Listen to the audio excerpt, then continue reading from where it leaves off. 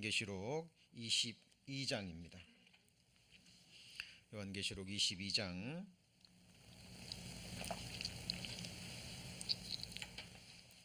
18절 말씀, 요한계시록 22장 18절 말씀부터 제가 봉독합니다. 내가 이 책의 예언의 말씀을 듣는 각인에게 증거하노니 만일 누구든지 이것들 외에 더하면 하나님이 이 책에 기록된 재앙들을 그에게 더하실 터이요 만일 누구든지 이 책의 예언의 말씀에서 제하여 버리면 하나님이 이 책에 기록된 생명나무와 및 거룩한 성의 참회함을 제하여 버리시리라. 이것들을 증거하신 이가 가라사대 내가 진실로 속히 오리라 하시거늘. 아멘. 주 예수여 오시옵소서. 주 예수의 은혜가 모든 자들에게 있을지어다. 아멘. 벌써 9월 마지막 주가 되었습니다. 10일을 떠난 살처럼 또 흐르는 강물처럼 시간이 너무나 빠르게 흘러가고 있습니다. 성경에 기록된 말씀처럼 시간의 흐름 속에 세상의 모든 것은 후패해가죠. 쇠하여 갑니다. 그러나 하나님의 놀라운 약속의 말씀이 있죠. 우리의 겉은 후패하나 우리의 속은 날로 새롭도다.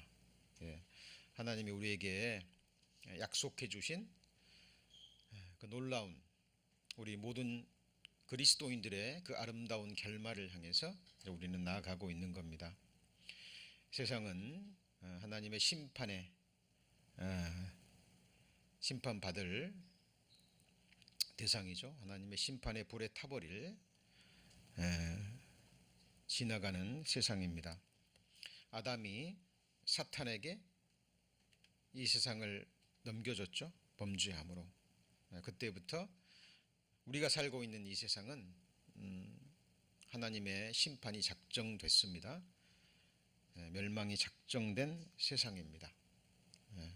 그러나 우리에게 약속해 주신 그 아름다운 약속의 나라를 바라보시고 소망 가운데 우리에게 주어진 여러 어려움들을 또 이겨나가시기를 소망합니다. 자, 우리 2년 전이었죠. 약 2021년 8월 15일 날 시작했던 요한계시록 강해가 이제 4절만을 남겨두고 있습니다. 오늘 요한계시록 강해 79번째 시간입니다. 그래서 특별히 이제 읽은 18절, 19절 두 절 말씀을 본문으로 해서 기록된 말씀에 더하거나 제하지 말라라는 제목으로 함께 말씀을 배우겠습니다. 철로 역정을 지은 사람이 누구죠? 존 버년입니다. 존 버년은 1628년 영국의 한 대장장이 아들로 태어납니다. 가난한 집의 아들로 태어나죠. 초등학교 교육밖에 받지 못했다 그래요. 근데 이 존 버년이 청년 시기에 영국의 청교도 혁명이 한창이던 시기였죠. 자기 의지와 관계없이 전쟁에 참여하게 됩니다. 그리고 그 전장에서 자기 동료가 자기 바로 눈앞에서 죽어가는 모습을 보게 됩니다. 그리고 충격을 받죠. 그리고 그때부터 정말 인생이 무엇인지, 왜 우리는 이렇게 죽어야 되는지, 삶과 죽음의 문제, 인간 존재의 근본적인 문제에 대해서 이제 답을 얻기를 원합니다. 그리고 그냥 지나가는, 잠깐 지나가는 사춘기 시절에 잠깐 갖는 그런 회의적인 그런 질문이 아니라 정말 간절한 깊은 곳에서 올라오는 그 진리를 찾는 마음이었습니다. 존 버년뿐만 아니라요, 하나님을 인격적으로 만나고 인생의 답을 얻은 모든 사람들의 공통적인 모습입니다. 우리가 구약성경에 나오는 믿음의 선진들, 그리고 교회사에 나오는 우리 믿음의 선배들의 모습 속에서도 공통적으로 발견되는 모습입니다. 이 갈망이 없으면 하나님을 찾지 못합니다. 그렇죠? 그래서 하나님께서 이 존 버년의 마음의 중심을 보셨습니다. 진리를 구하고 하나님을 찾는 마음을 보시고 한 사람을 보내주십니다. 그 사람이 누구죠? 자기 아내입니다. 청교도 집안에 태어난 가난하지만 신실한 아내를 보내주십니다. 근데 그 아내 집안도 너무나 가난했기 때문에 혼수도 해오지 못하고 그냥 그 청교도 서적, 영적 서적 몇 권만을 가지고 시집을 옵니다. 그런데 놀랍게도 이 전 보녀는 그 책을 통해서, 그 영적인 책을 통해서 성경에 관심을 갖게 되고 복음이 전해지는 교회와 연결이 돼서 구원을 받습니다. 그리고 그 청년 시절에 가졌던 그 인생에 대한 근본적인 답을 얻게 됩니다. 그리고 하나님이 약속해 주신 다시는 무너지지 않는 영원한 성. 철로역정의 주제가 뭔지 아시죠? 전도자로부터 이 세상은 장차 망할 성, 한마디로 뭐라 그러죠? 장차 망할 성임을 깨닫고 전도자의 인도를 따라서 다시는 무너지지 않는 천성을 향해서 순례의 여행을 떠나는, 그것이 철로역정의 큰 주제입니다. 자, 이 복음을 깨닫고 이제 복음을 전하기 시작합니다. 전도자로 부름을 받고 하나님의 부르심을 받고, 자, 열정적으로 복음을 전합니다. 근데 그 당시에는 핍박이 많이 있었습니다. 모임을 하고 집회를 해도 일일이 정부의 허가를 받고 했어야 됐어요. 근데 복음은 그렇게 전해질 수가 없죠. 허가를 받지 않고 복음을 전했다는 이유로 12년의 감옥형을 받습니다. 사탄은 전 본연을 감옥에 집어넣으면 더 이상 말씀을 전하지 못할 줄 알았는데 어때요? 사람은 감옥에 가둘 수 있지만 하나님의 말씀은 가두어지지 않죠. 사도 전 본연은 감옥에서 자기가 깨달은 성경의 그 위대한 진리를, 복음을 정말 우화적인 이야기로 풀어냅니다. 그래서 감옥에서 그 철로역정의 집필을 시작했죠.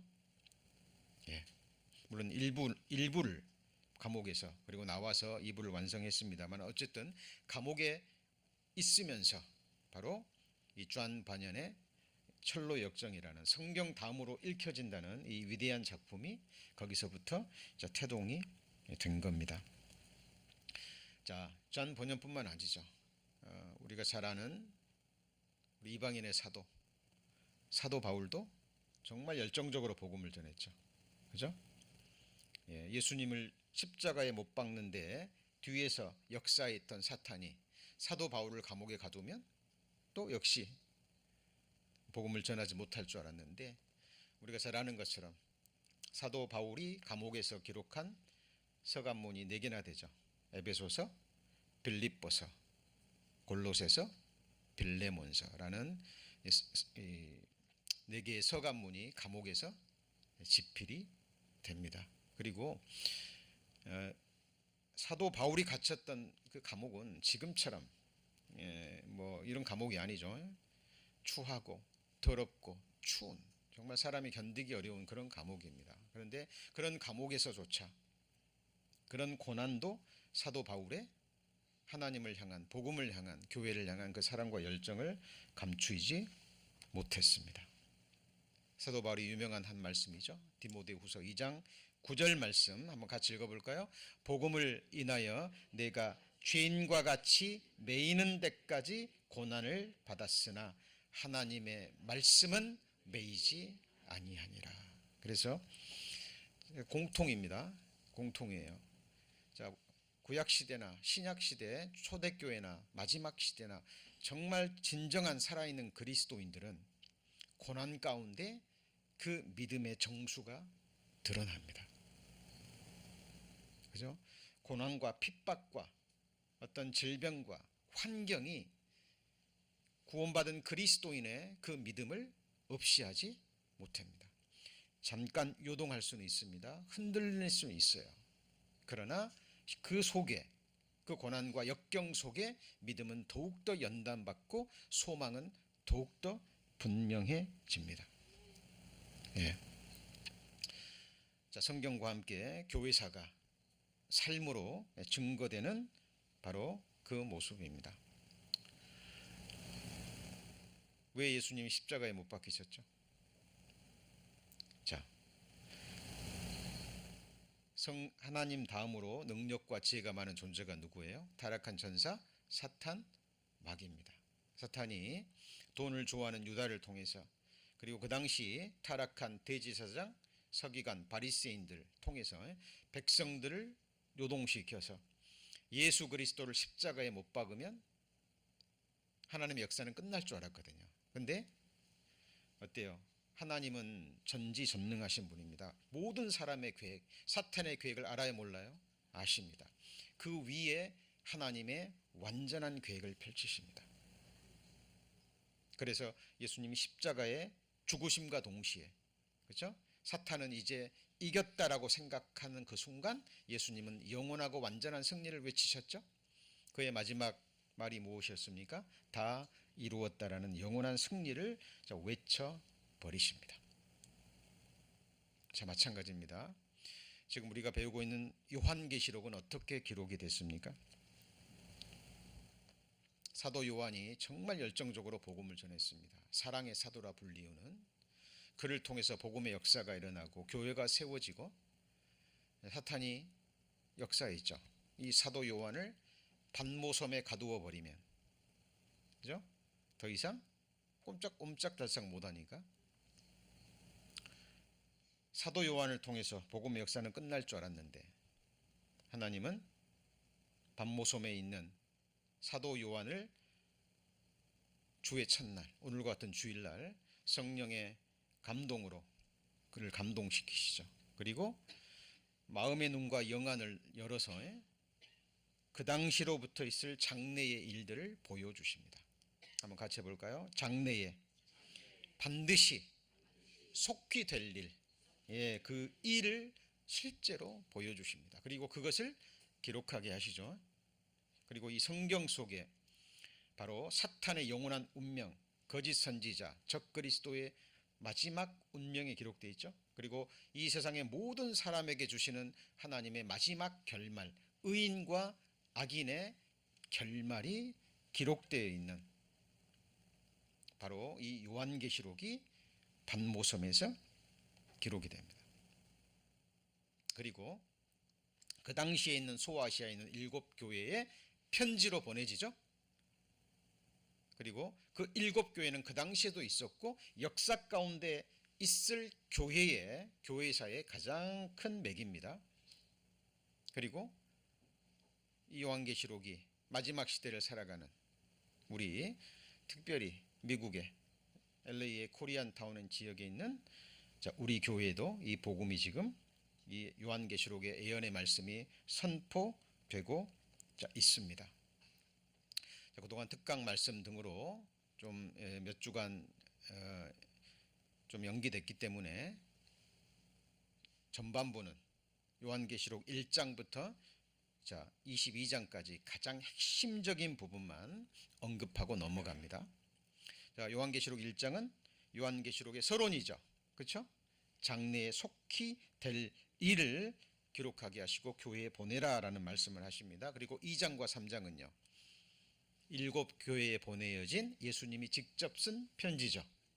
근데 그 편지는 7교회인데 칭찬만 받는 교회도 있고, 그죠?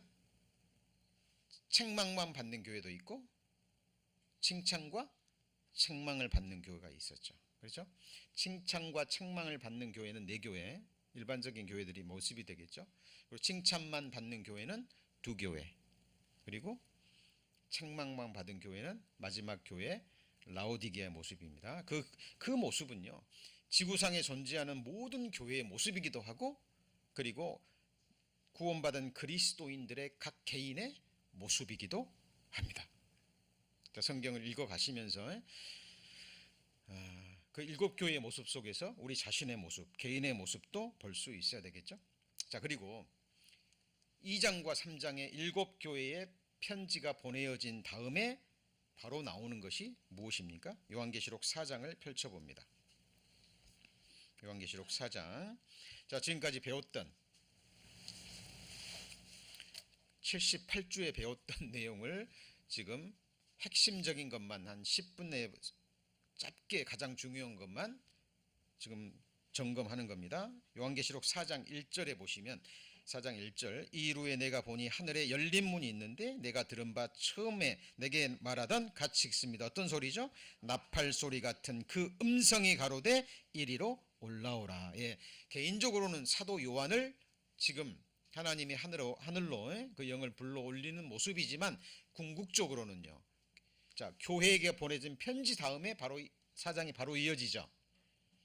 자, 예수님이 공중 재림하실 때 하나님의 나팔로 공중 재림하시죠. 그죠? 교회에 휴거되는 들림 받는 바로 그 모습이라고 할 수 있습니다. 자, 그리고 요한계시록 4장에 기록된 내용은 무엇입니까? 24장로. 24장로는 신약 시대의 12사도 그리고 구약의 12지파, 구약과 신약의 대표를 가리킵니다. 구약 시대 성도들과 신약 시대 대표들을 가리키죠. 그리고 네 생물 같이 해보실까요? 네 생물. 네 생물은 천만 천군 천사와 함께 온 세상에 있는 모든 생명체들입니다. 모든 피조물들, 구약과 신약의 모든 성도들이 예수 그리스도를 왕으로 초대하는 모습이에요. 모든 영광과 권세를 예수 그리스도에게 돌리는 바로 그 모습입니다. 여러분, 한 나라가 세워지려면 왕이 세워져야죠. 그렇죠?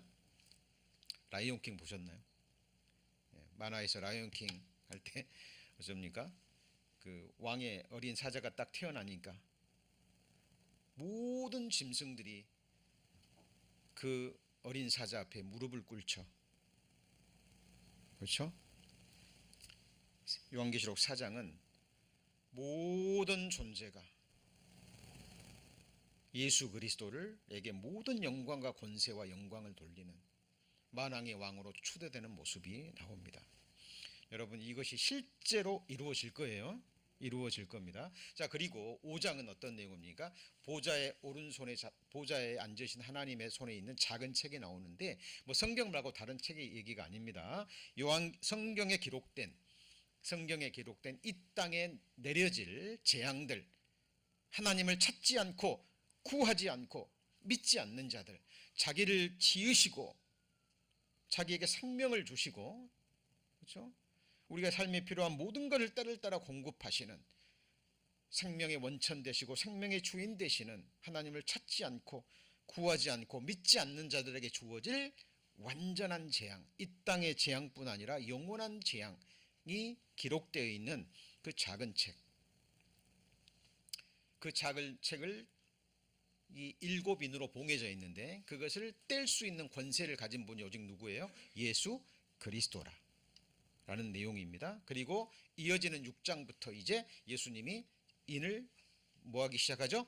떼기 시작합니다. 그러면 그때부터 그 작은 책에 기록된, 이 성경에 기록된 모든 재앙들이 이 땅에 쏟아지는 모습이 기록되어 있는 거예요. 우리는 자세히 배웠습니다. 그리고 7인을 뗄 때 7 나팔이 시작돼요. 그리고 7 나팔을 뗄 때 뭐가 시작되죠? 7 대접이 시작되는 겁니다. 그러니까 7인 속에 재앙이 전부 다 들어있는 거죠. 이해하셨죠? 7이 있는데 첫 번째, 두 번째, 세 번째, 네 번째, 다섯 번째, 여섯 번째 뗄 때마다 재앙이 쏟아지죠.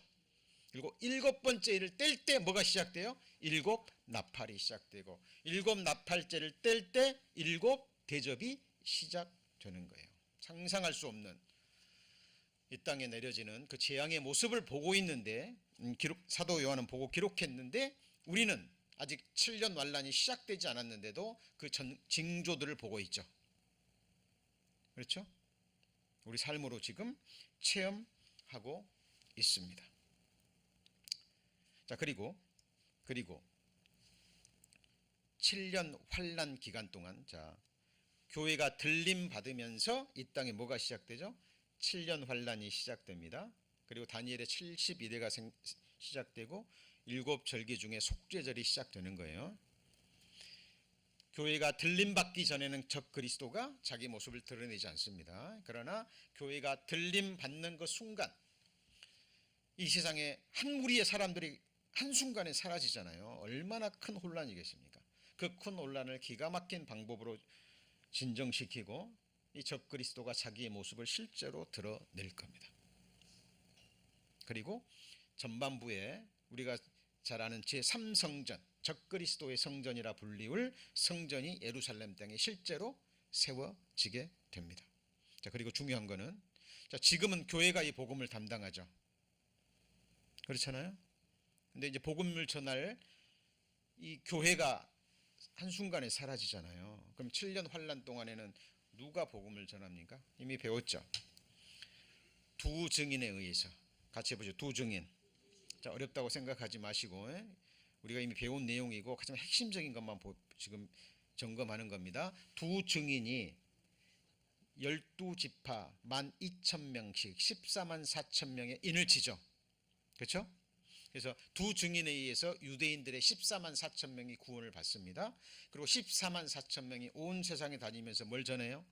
복음을 전합니다. 그리고 그들을 통해서 구원받은 자들이 또 복음 전하겠죠. 이때 구원받은 사람들을 성경에는 뭐라고 얘기해요? 같이 해보시죠. 환난 성도. 지금은 은혜 시대입니다. 하나님이 은혜로 다루어요.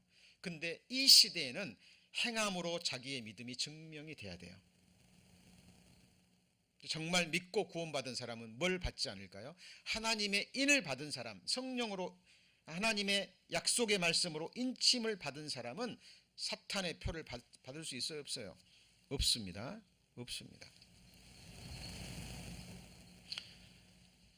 그런데 정말 믿지 않는 사람, 뭐 입으로만 믿는다고 하는 사람들은 결국 경제 문제, 빵 앞에 무릎을 꿇게 될 겁니다. 그래서 표를 받지 않으면 뭘 못해요? 매매를 하지 못합니다. 그래서 환란 시대에 구원받은 사람들은 그 믿음이 뭘로 드러나요? 표를 받지 않는 걸로 드러납니다. 그래서 순교를 당하든지 아니면 예수님이 미리 말씀하신 대로 도망가야죠. 왜? 표 받지 않는 사람은 전부 다 누구든지 목베어 죽인다고 나오잖아요. 그죠? 자, 이거는 뭐 판타지 소설이나 영화가 아니라요. 지금까지 기록된 말씀 1.1획도 빗나가지 않고 다 이루어졌죠? 이루어졌습니다. 문자 그대로 이루어질 거예요. 자, 반드시 그렇게 될 겁니다. 자, 그리고 7년 환란 딱 중간에 이제 적그리스도가 자기 모습을 드러내죠. 드러냅니다. 그리고 제사를 금해버려요. 유대인들과 화평의 조약을 맺고 잘 지내다가 한중간에 갑자기 제사를 금해버립니다. 그리고 적그리스도가 성전에 앉아서 자기를 보여 뭐라고요? 하나님이라 하면서 본격적으로 자기 모습을 드러냅니다. 그때부터 전 3년 반에 있었던 이런 재앙과 형벌은 아무것도 아닙니다. 그죠? 이제 본격적인 환란의 시대가 후반부에 시작되는 거예요. 자, 12,000명은 전부 다 순교를 당하죠. 그래도 그 사람들을 통해서 구원받은 사람은 또 복음을 전해지겠죠. 그리고 마지막에 복음을 믿지 않으니까, 사람들을 통해서 믿지 않으니까 이제 영원한 복음, 천사들이 날개를 달고 하늘을 나르면서 복음을 전합니다. 그 모습도 환란 속에 들어가는 사람은 실제로 보게 될 거예요. 자, 그래도 믿지 않습니다. 그 사이 하나님의 진노는 계속 쏟아지죠. 그리고 7년 환란 마지막 부분에 있는 것이 무엇입니까? 아마겟돈 전쟁입니다. 요한계시록 19장입니다. 자, 지금 78주에 배웠던 내용을 간략하게 지금 핵심적인 것만 공부하고 있는 겁니다. 요한계시록 19장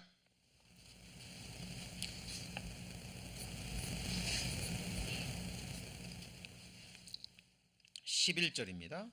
11절. 자, 또 11절, 19장 11절. 또 내가 하늘이 열린 것을 보니, 이제 그 하늘이 또 열렸습니다. 이제 공중에서, 교회는 들림 받은 이후에 공중에서 그리스도의 심판 때와 함께 혼인 잔치가 있죠.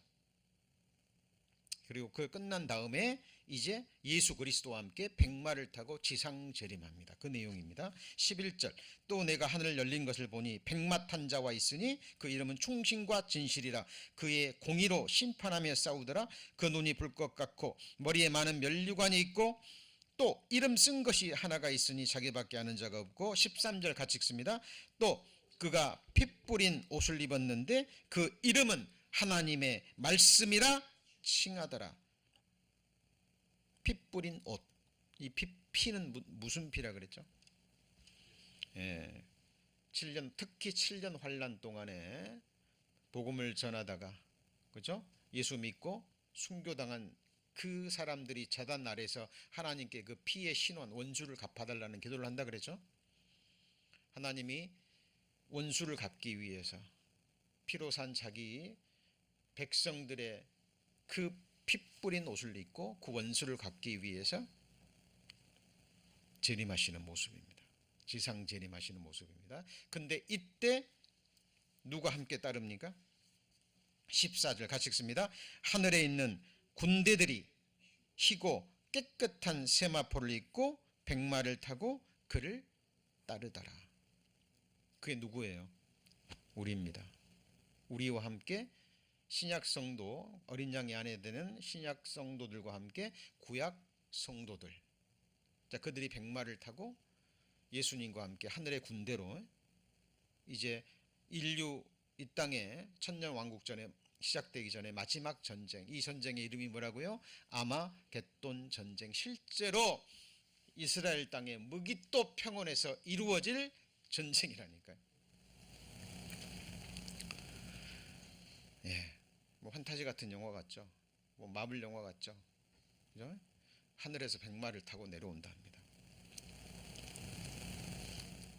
이것이 믿어지는 것도 너무 신기해요. 믿어지는 너무 신기합니다. 저는 구원받기 전에는 천사, 뭐 마귀 이런 거 믿지 않았거든요. 하나님을 찾고 구했지만 믿어지지가 않았어요. 그런데 성경을 자세히 배워가면서 성경에 기록된 세미한 약속의 말씀들이, 그 예언의 말씀들이 역사 가운데 문자 그대로 성취되는 걸 보면서 어느 순간 말씀의 권위가 세워지는 겁니다. 자, 오늘 말씀의 제목이 무엇이었습니까? 기록된 말씀에 더하거나 제하지 말라 그랬죠. 그죠? 자, 기록된 말씀이 세워졌어요. 기록된다는 것은 무서운 겁니다. 그 말씀이 문자 그대로 이루어졌습니다. 그리고 눈에 보이지 않지만 영적 사실들도 있거든요. 그것도 믿어지는 거예요. 자, 어떻게 사람이 백마를 타고 하늘에서 내려오냐? 여러분, 새가 어떻게 날아다닙니까? 그죠? 독수리가 어떻게 그 푸른 창공을 날아다닙니까? 독수리가 먹이 잡는 거 보셨어요? 저 높은 절벽에서요, 눈이 굉장히 좋아요. 저 멀리 있는 땅에 있는 먹잇감을 봅니다. 그리고 딱 조준을 한답니다. 그리고 그 먹잇감이 뛰어가는 속도도 계산한대요. 그래서 날개를 접고 굉장히 빠른 속도로 내려갑니다. 그리고 두 발로 움켜짐과 동시에 날개를 펴서 다시 하늘로 치솟아가요. 여러분, 독수리가 하늘을 납니다. 누구의 능력이에요? 하나님의 능력입니다. 여러분, 사람도요, 엄청난 수십, 비행기가 몇 톤 정도 되나요? 잘 모르겠습니다. 그 몇 톤 되는, 몇십 톤 되는 그 철덩어리를 정확하게 궤도를 잡아서, 그렇죠? 미국에서 한국까지 뭐 13시간인가요? 그죠? 여러분, 사람도 그런 고철덩이를 띄워가지고요, 하늘을 날아서 방향을 잡아서 정확하게 착륙시키게 할 수 있는 능력이 있어요. 우리가 믿는 하나님은 어떤 하나님입니까? 전지전능하신 하나님이에요. 여러분,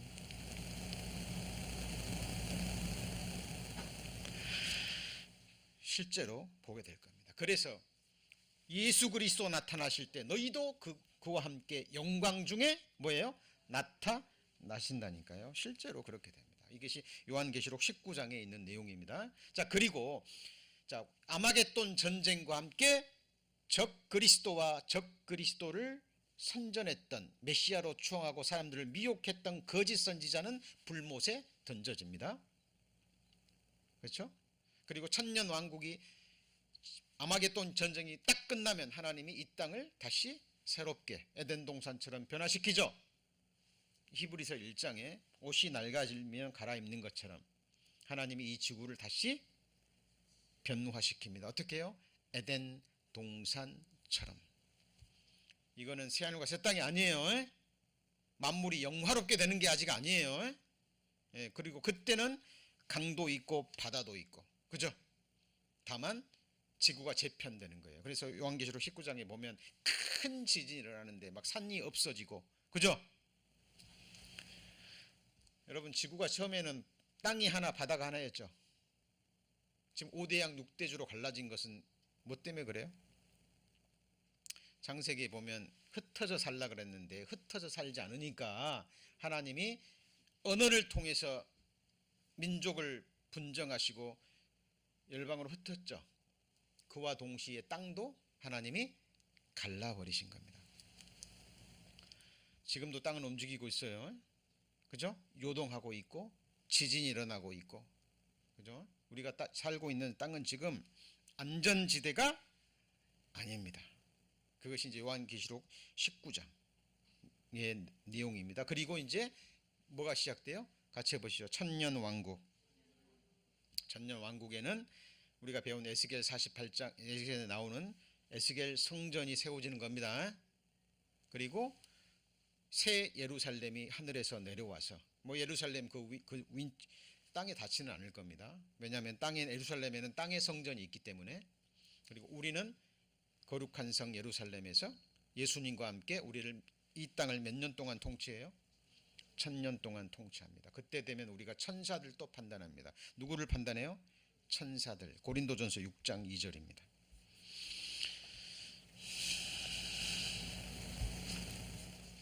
고린도전서 6장 2절.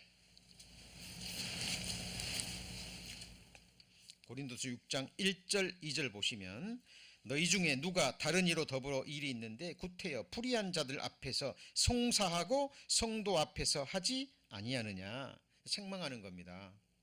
책망하는 겁니다. 고린도 성도 간에 이 문제가 생겨가지고요, 세상 사람들 앞에서 막 재판하고 했던 일이 고린도 교회에 실제로 있었거든요. 그러면서 뭐라고 얘기합니까? 2절 같이 읽습니다. 성도가 세상을 판단할 것을 너희가 알지 못하느냐? 세상도 너희에게 판단을 받겠거든 지극히 작은 일 판단하기를 감당치 못하겠느냐? 3절 같이 읽습니다. 우리가 천사를 판단할 것을 너희가 알지 못하느냐? 그러하거든 하물며 세상 일이야. 문자 그대로 이루어집니다. 지금 우리가 그리스도인이 세상을 판단해요? 이거는 재판한다는 이야기입니다. 판단해요? 재판해요? 아닙니다. 근데 천년왕국에 들어가면 실제로 예수님은 머리고 우리 교회는 그의 몸이죠. 예수님이 자기 몸을 통해서 천년왕국 세상을 통치하고 판단합니다. 이때 천사들이 루시퍼처럼 그런 반역하는 범죄를 범하지는 않을 거예요. 그러나 천사들도 인격적인 존재고 자유의지를 가진 존재예요. 루시퍼처럼 막 하나님을 대적하고 막 그런 죄는 범하지 않겠지만 그들도 인격적인, 하나님의 형상은 아니지만 어떤 존재예요? 인격적인 존재이기 때문에 성도들이, 세상은 물론이고 천사들도 뭐예요? 판단하는 그런 권세를 가진 거예요.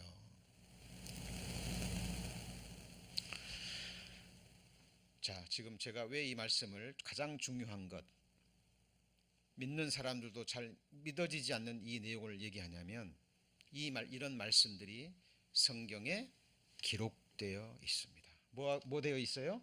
기록되어 있다니까요. 자, 우리 교회 학생들도 잘 들어야 됩니다. 이 한 말씀만 배워도 오늘의 시간은 헛되지 않습니다. 같이 읽습니다. 천지는 없어지겠으나 내 말은 없어지지 아니하리라. 천지는 어떻게 된다고요? 없어진답니다. 그런데 뭐는 없어지잖아요. 내 말이 없어지지 않는다. 그 말은 무엇일까요?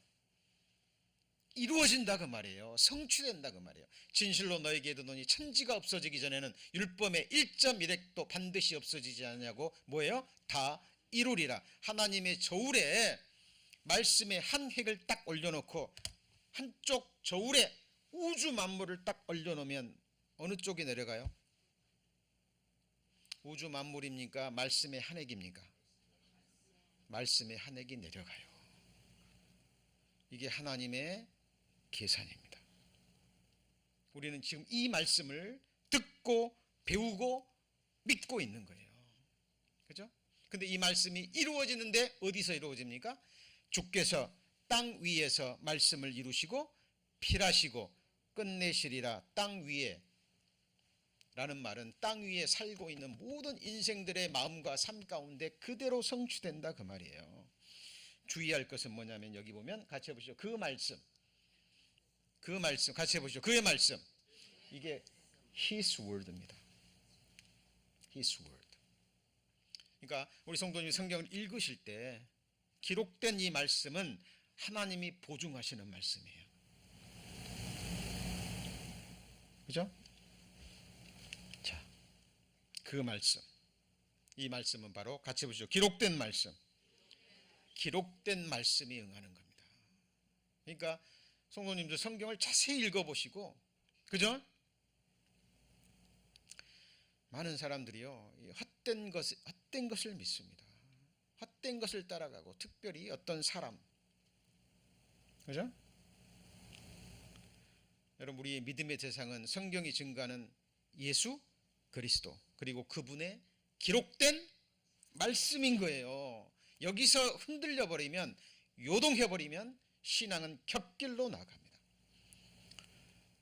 우리가 소망하는 것은 기록된 말씀을 소망하고 믿는 거예요. 왜 우리가 부활의 소망을 기다립니까? 기록되어 있기 때문에. 썩을 것이, 고린도전서 15장 54절에 썩을 것이 썩지 아니함을 입고 이 죽을 것이 죽지 아니함을 입을 때는 같이 읽습니다. 사망이 이김에 삼킨 바 되리라고 기록된 말씀이 응하리라.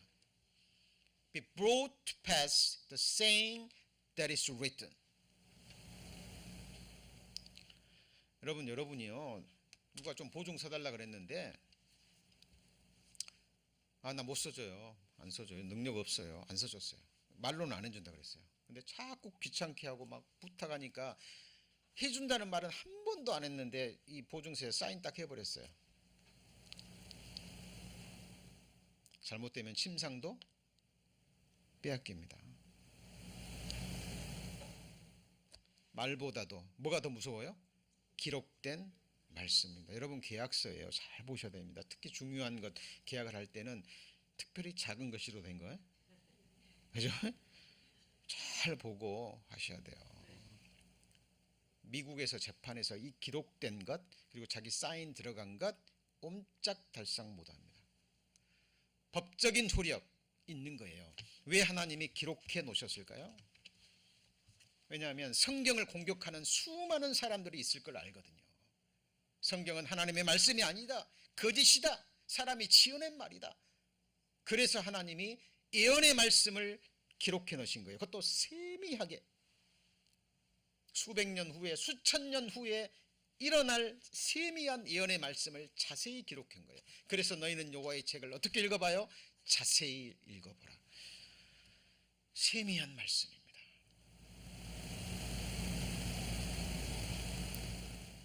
하나님이 주시는 믿음은요, 쉽고 단순하고 명료합니다. 그래서 어린아이 같은 어린아이들이요, 우리 지금 학생들도 말씀 듣고 있지만 순전한 마음으로 이 말씀을 믿고 받으면, 그리고 그 말씀을 소망하게 되면 삶의 방향이 바뀝니다. 소망의 대상이, 내용이 달라진다니까요. 자, 이루어지는 것은 뭐가 이루어져요? 기록된 말씀이 응하는 겁니다. 자, 그래서 오늘 본문 말씀에 특별히 무슨 말씀이요? 예언의 말씀을 듣는 각인에게 증거하노니. 그렇잖아요. 조금 전에 말씀 들었습니다. 예언의 말씀, 들었죠? 무슨 말씀이요? 천년 7년 환난 끝이 되면 아마겟돈 전쟁이 일어날 때 이제 하나님이 예수님이 백마 타고, 그죠? 뒤를 따르는 신약 성도와 구약 성도들이 흰 세마포를 입고 백마를 타고 지상에 내려오는 그 모습. 제가 이 말씀을 드리냐면요, 뭐 미국에서도 한국에서도 이 젊은 청년들이 항상 얘기하는 얘기 중에 하나가 뭐냐면, 나는 이런 말씀 때문에 성경을 못 믿겠다는 거예요. 이거 뭐 환타지도 아니고 뭐 백마를 타고 내려오고 막, 그죠? 왜 지혜합니까? 말씀에 자기 생각에 이해가 되지 않으니까. 이 세상에서 배운 육신적인 경험, 세상에서 학교에서 배운 이런 지식, 특별히 진화론에 물이 들어서 이 생각의 틀이 딱 고정돼 있어요. 자기 생각으로 하나님을 제한시킵니다. 그리고 믿는다고 하는 사람들도 전지전능하신 하나님이라고 기도하면서 믿지를 않아요. 사도행전에도 그런 얘기가 나오죠. 베드로가 옥에 갇혔습니다. 옥에 갇혔어요. 교회가 모여가지고 열심히 기도합니다. 합심 기도예요. 천사가 베드로를 꺼내주죠. 그죠? 꺼내줍니다. 실제로 꺼내줘요. 기도에 응답해서. 그래가지고 기도하는 집에 가서 문을 두드립니다. 로데라는 이 작은 소녀가 문은 열지 않고 들려오는 소리가 누구예요? 베드로예요. 그러니까 막 가서 베드로가 나왔다고. 그러니까 사람들이 기도는 하면서 뭐라 그래요?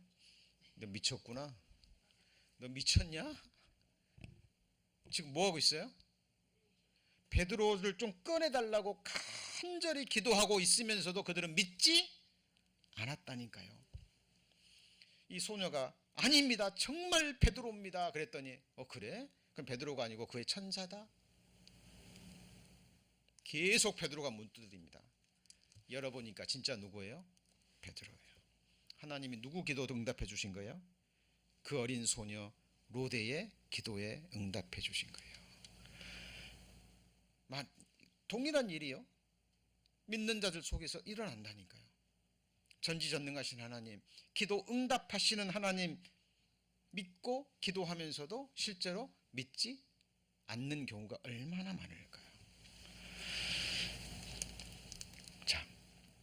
자 보세요. 보라, 전에 예언한 일이 이미 이루었느니라. 이사야 42장 9절입니다. 보라, 전에 예언한 일이 이루었느니라. 이제 내가 뭘 구해요? 새 일을 구하노라. 그 일이 시작되기 전이라도 너희에게 이르노라. Behold, behold, the former things have come to pass, and the new things I declare. Before they spring forth, I tell you of them. 그대로 이루어지는 거예요. 근데 이 새 일이 두 가지입니다. 장래 일도 되고 새 일이라는 것은 같이 보시죠. 전혀 다른 차원. 전혀 다른 차원. 완전히 사람은 생각할 수 없는 그런 거예요. 예를 들면 이 썩어질 몸이 부활의 몸을 입는답니다.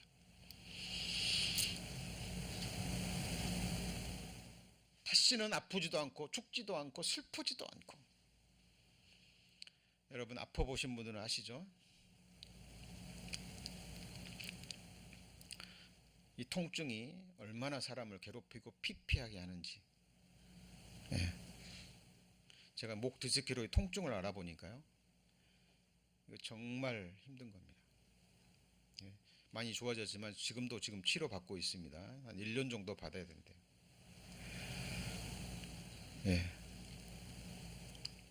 지금도 여러 가지 이러저러한 질병으로 또 힘드신 분들 많이 계실 겁니다. 근데 아플 때마다 그 말씀이 얼마나 위로가 되는지 몰라요. 다시는 아픈 것이 있지 아니하리니 처음 것들이 다 지나갔습니다. 우리 성도들 뭘 믿습니까? 뭘 소망합니까? 여러분 육신으로 입고 살아가는 7, 80의 생애에 우리 경험했잖아요. 그죠? 낙을 누린다면 어떤 낙을 누리고 부귀 영화를 누린다면 어떤 부귀 영화를 누리겠어요. 50년, 60년, 70년, 80년 살아온 생애, 나머지 생애 몇 년이 될지 몇 달이 될지 몇 시간이 될지 아무도 모릅니다. 그러나 우리는 충분히 이 땅에서 육신을 입고 살아가는 우리의 장래를 예측할 수 있어요. 그는 새 일이 아니라니까요. 지금부터 일이 이루기 전에 미리 너에게 이름은 일이 이룰 때에 같이 읽습니다. 내가 그인 줄 너희로 믿게 하려 함이라. 한 인격체를 향한 믿음입니다. 한 인격체, 그가 누구예요? 저와 여러분을 영원전에 품으시고 계획하시고 때가 되니까 부모를 통해서 나를 어머니의 모태에서 조직하신 분, 때가 돼서 어머니의 모태 양수를 떠뜨리고 이 세상에 태어나게 하신 분, 나보다 더 나를 아시고 나보다 더 나를 사랑하시고 내가 누구인 줄 아시고 내 존재의 모든 것을 붙잡고 계시는, 나의 내일을 붙잡고 결정하시는 분입니다.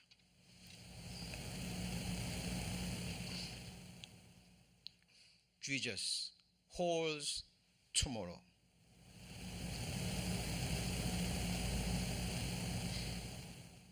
많은 사람들이 장래를 생각하지 않습니다. 여러분, 제가 조직에 한 10년 정도 있었는데요. 머리 좋은 애들이 공부 잘하는 게 아니에요. 머리 좋아가지고 공부 좀 잘하다가요, 이 생각이 딱 비뚤어지면 완전히 공부 손 놔버립니다. 그런데 어느 순간 딱 철이 들잖아요. 그럼 아이들이 뭘 생각하냐면 장래를 생각합니다. 뭘 생각해요? 장래. 장래를 생각해야 돼요. 그리고 이제 세상에 지금 영적인 얘기하는 게, 신앙 얘기하는 게 아니에요. 세상 얘기하는 겁니다. 세상에 있는 사람들의 삶이 보이기 시작하는 거예요. 나는 어떻게 될까?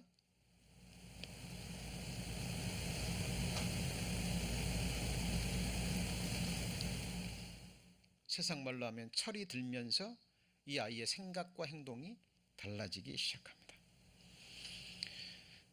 여러분, 마찬가지로 신앙생활도요, 여러분 장래를 생각해야 됩니다. 뭘 생각해야 돼요? 장래. 여러분, 우리에게 있을 가장 확실한 100%의 장래가 뭐예요? 죽는 겁니다. 죽는 거예요. 저는 운전대 잡을 때요, 계산해 보니까 지금 미국에 와가지고 사고 난 지가 5번, 6번 됩니다. 교통사고로. 지금까지 지켜주셨고요. 가까운 데 갈 때도요, 기도하고 갑니다. 매일 매 순간 하나님의 도우심, 인도하심이 없으면 우리는 살 수 없어요. 우리가 그를 의지하여 살며 기동하며, 그 다음에 뭐예요? 있느니라, 그 말이 존재한다, 그 말이에요.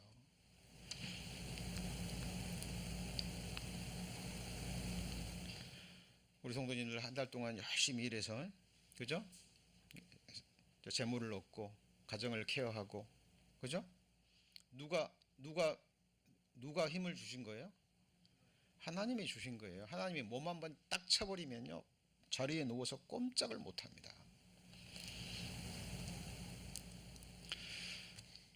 여러분, 이 세상에서 정말 놀랍고 귀귀한 일이요,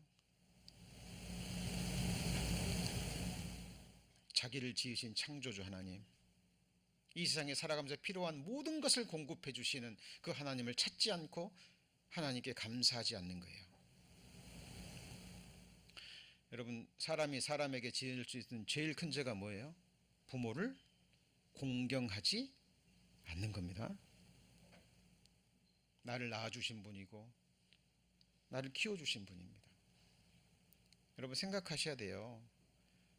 부모는 비교 대상이 되면 안 됩니다. 아시죠? 아시죠? 이 세상에서 나를 가장 사랑하는 사람은 누굴까요? 그죠? 나를 끝까지 케어해 줄 수 있는 사람은 누굴까요? 아이가 성장하고 이게 될 때까지 부모예요, 부모.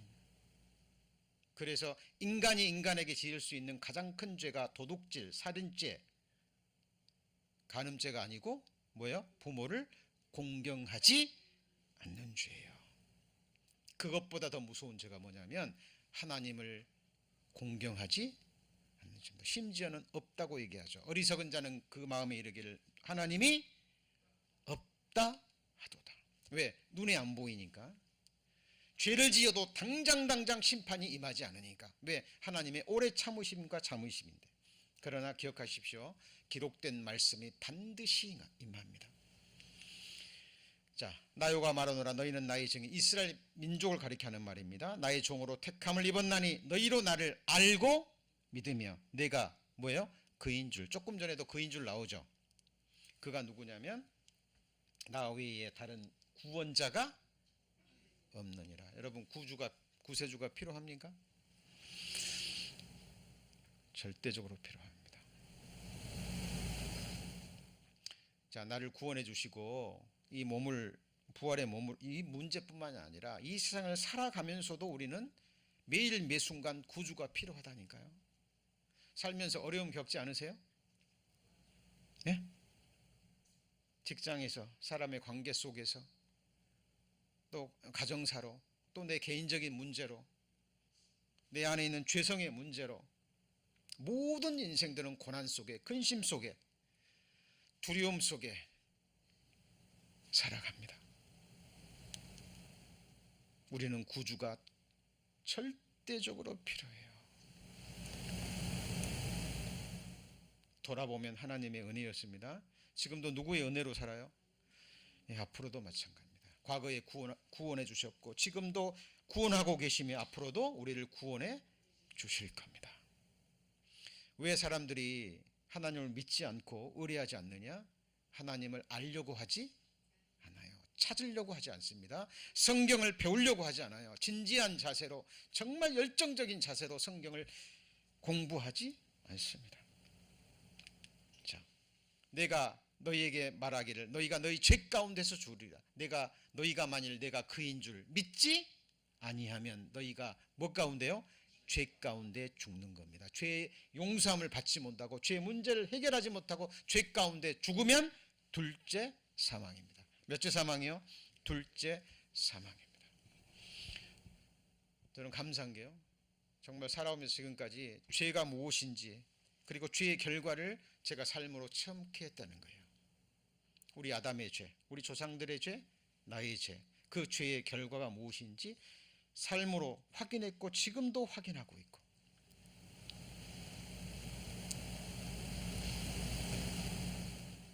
죄는 독국물보다 무서운 겁니다.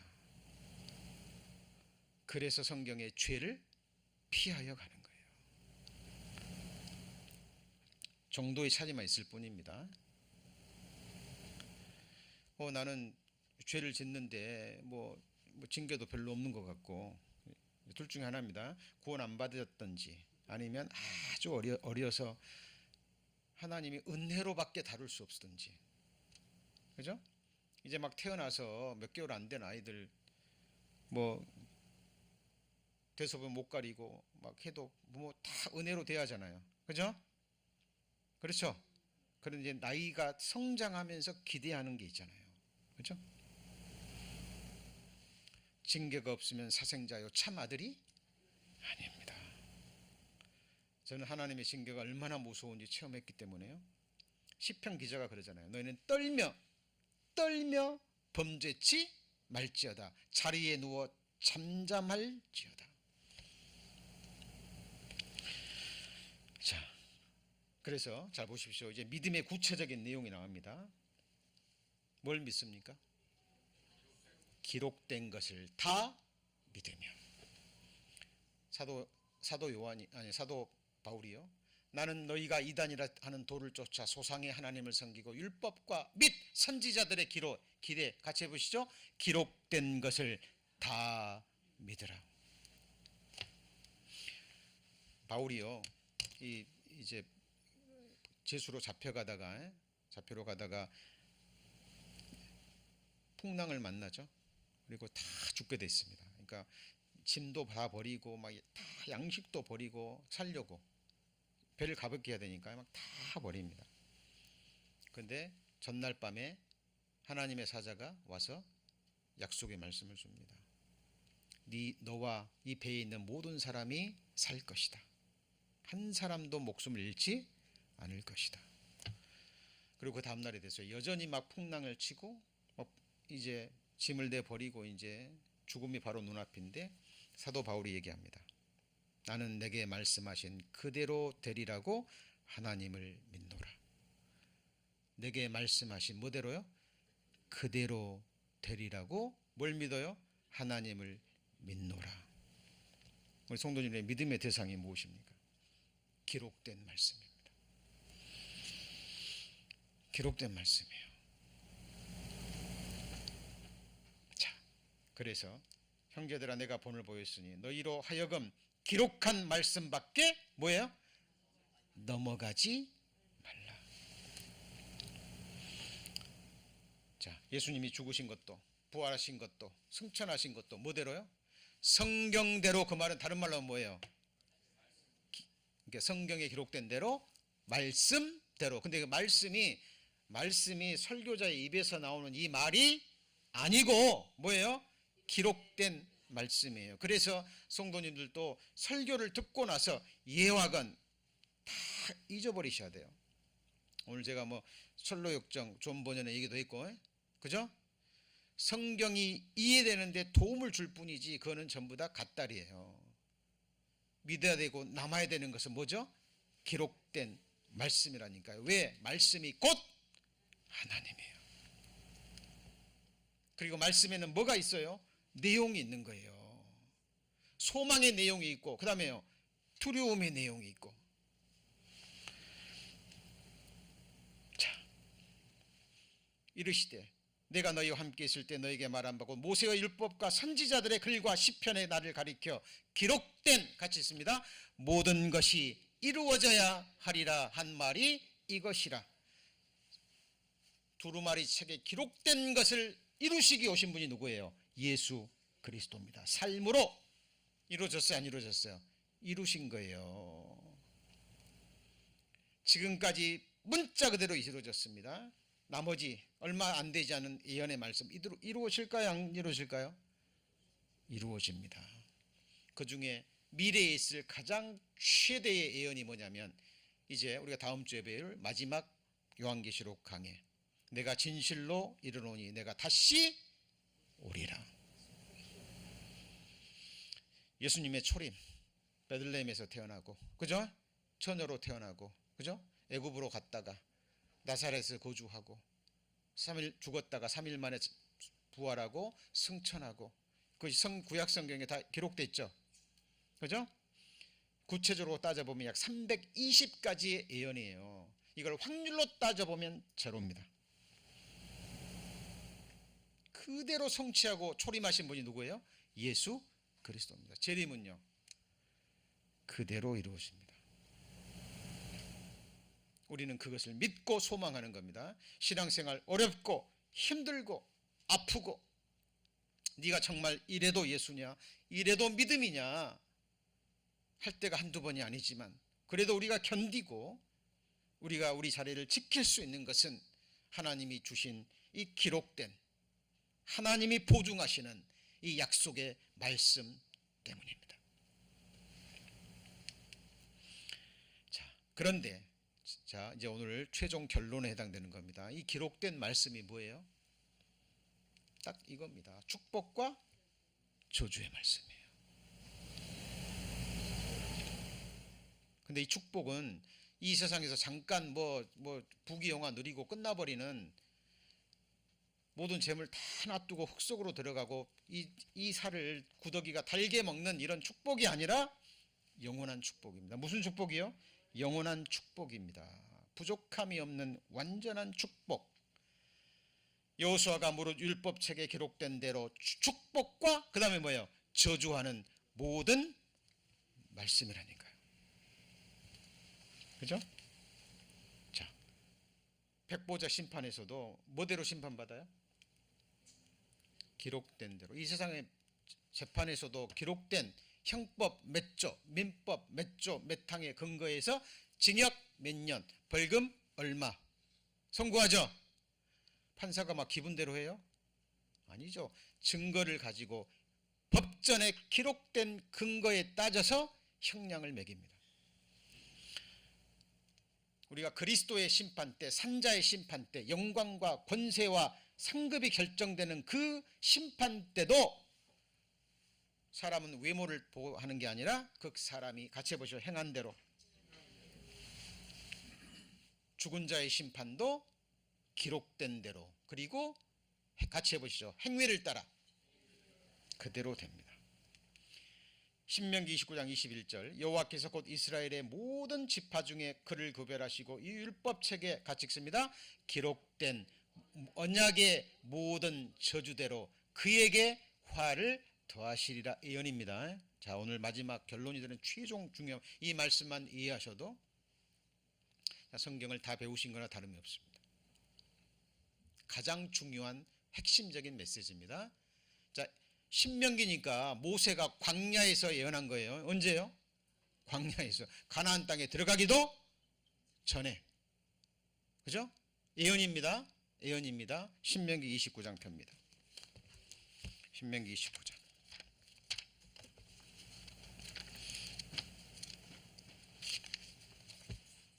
21절.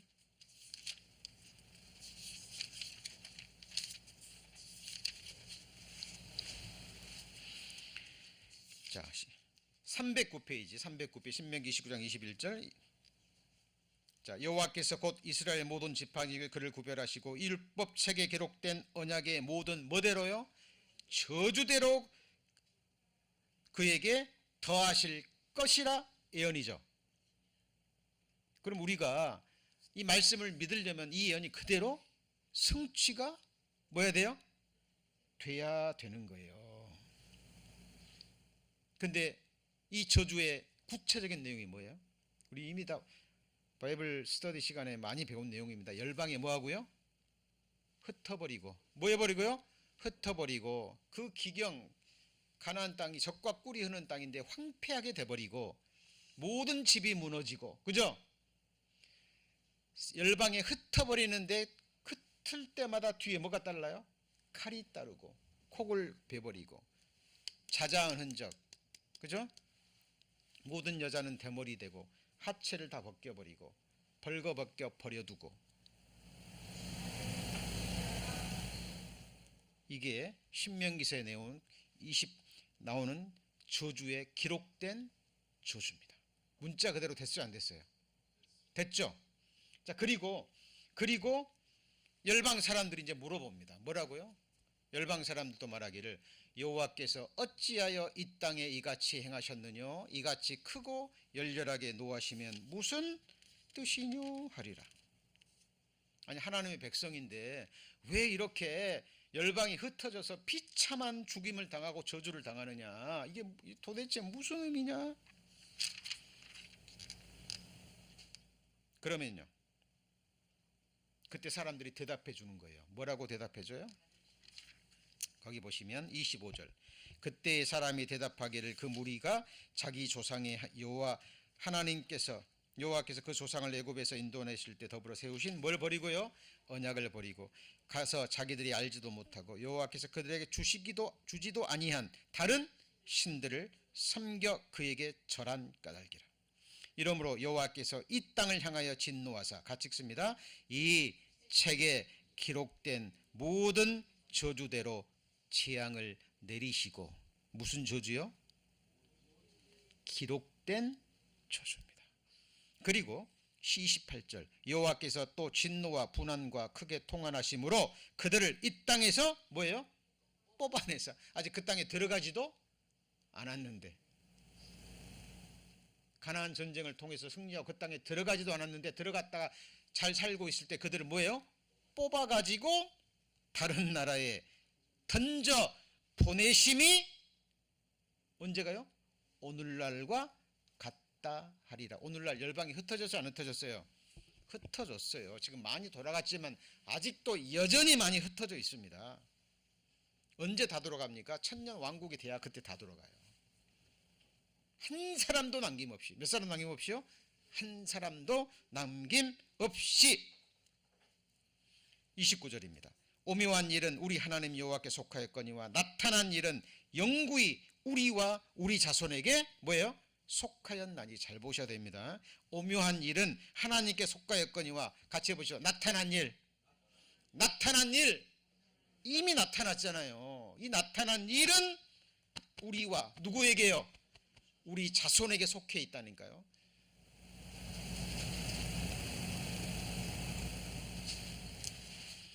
이는 우리로 율법의 모든 말씀을 뭐죠? 행하게 하려 함이라. 자, 우리 지금 수요 말씀 시간에요, 주의 이름 배우고 있죠.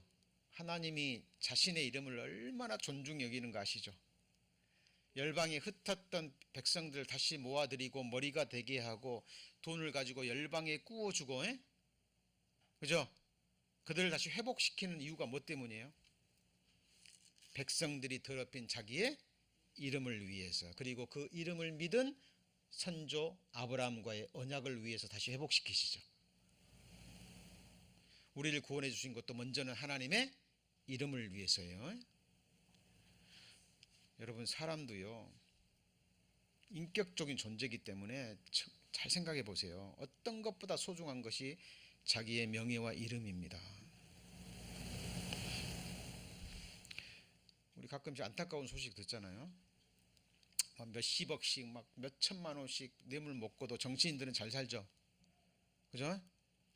근데 시골에서 말단 공무원이요, 정말 수고해 줬다고 10,000원짜리 몇 개 주고 식사하라고 준 돈 받았다가 그 들통나니까 자살해 버립니다.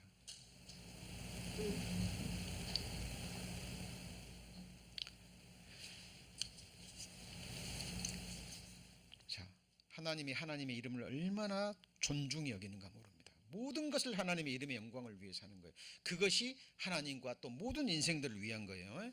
그런데 하나님의 이름보다 더 높이신 게 있어요. 그게 뭘까요? 하나님이 하나님의 이름보다 더 높이셨다니까요. 예. 주의 이름과 주의 말씀, 어떤 것이 더 높을까요? 네? 어떻게 알아요?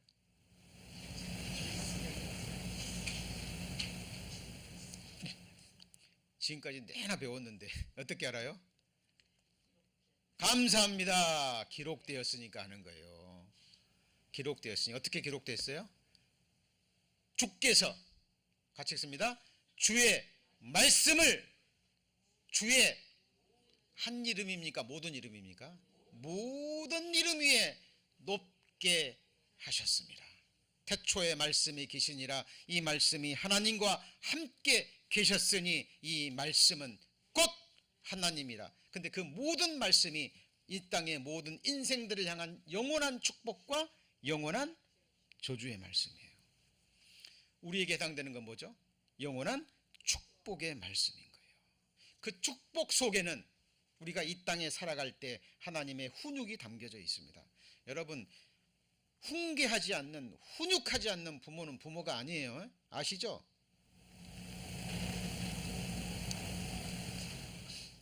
훈육을 받지 않는 아이들은 바르게 클 수 없습니다. 하나님은 자녀를 훈육하십니다. 그것도 축복의 모습이에요. 무슨 모습이요? 축복의 모습이에요. 그래서 그리스도인들이 이 땅에 당하는 여러 가지 고난의 모습은 위장된 축복이라 그러잖아요. 그죠? 우리가 알게 될 겁니다. 그리스도의 심판대 앞에 서게 됐을 때 왜 하나님이 그때 나를 그렇게 심하게 다루셨는지, 왜 나를 그때 그렇게 아프게 하셨는지. 축복입니다.